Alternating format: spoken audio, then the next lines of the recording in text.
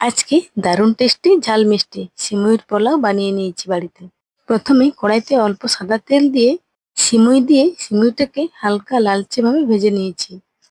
ভাজা হয়ে গেছে, এবার জল দিয়ে একটু সেদ্ধ করে নেব।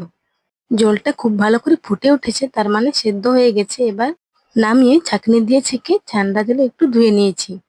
এবার কড়াইতে অল্প সাদা তেল দিয়ে অল্প গোটা জিরে, কাঁচা লঙ্কা কুচি আর গাজর দিয়ে হালকা একটু ভেজে নেব। হালকা একটু ভেজে নিয়েছি, এরপর দিয়ে দিয়েছি একটু বাদাম। বাদামটাকে একটু হালকা করে ভেজে নেওয়ার পর তার মধ্যে দিয়েছি মটরশুঁটি আর দিয়েছি টমেটো কুচি, আর দিয়ে দেবো পরিমাণ মতো লবণ, হলুদ গুঁড়ো, পরিমাণ মতো চিনি দিয়ে এবার সবকিছু খুব ভালো করে ভেজে নেব। এবার সবকিছু ভালো করে ভাজা হয়ে গেছে, এরপর দিয়ে দেবো আগে থেকে জল ঝরিয়ে রাখা সিমুই। দিয়ে সবকিছু খুব ভালো করে মিশিয়ে নিলে বেশ রেডি সিমুই পোলাও। যদি খেতে চাও কিছু ঝাল মিষ্টি, তাহলে বানিয়ে নাও এই সিমুই পোলাওটি। তাহলে তোমরাও এভাবে খুব সহজে বাড়িতে বানিয়ে নাও। খেতে তো দারুণ হয়েছিল।